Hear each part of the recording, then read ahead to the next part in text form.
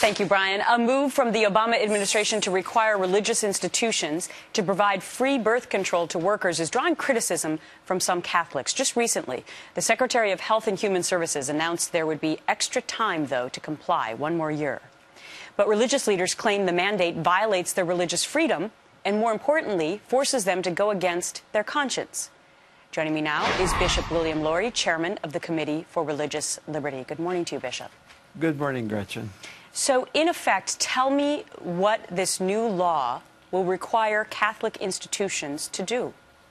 Well, here's basically the menu, and it violates our religious liberty. One is either to include in our health insurance plans drugs and procedures that violate church teaching, such as providing abortifacients, or stop providing health insurance for our church employees and pay a big penalty, or curtail our mission such that we are only serving our own members and not people of all faiths and none, because that's the only way you can be exempt from this Health and Human Services rule.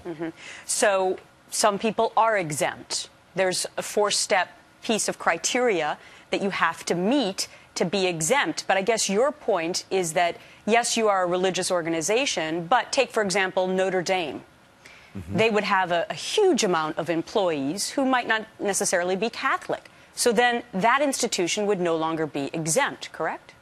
Sure, that would be the case. The fact of the matter is that church institutions serve the common good.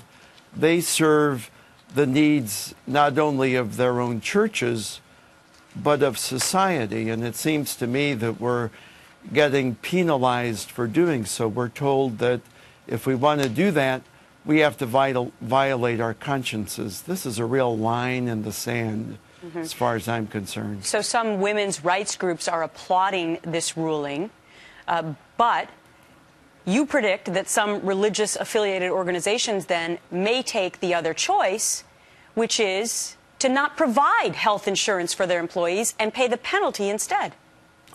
Well, we're looking at options going forward. First of all, let me just say this, that forcing a church institution to violate its conscience is a very grave matter.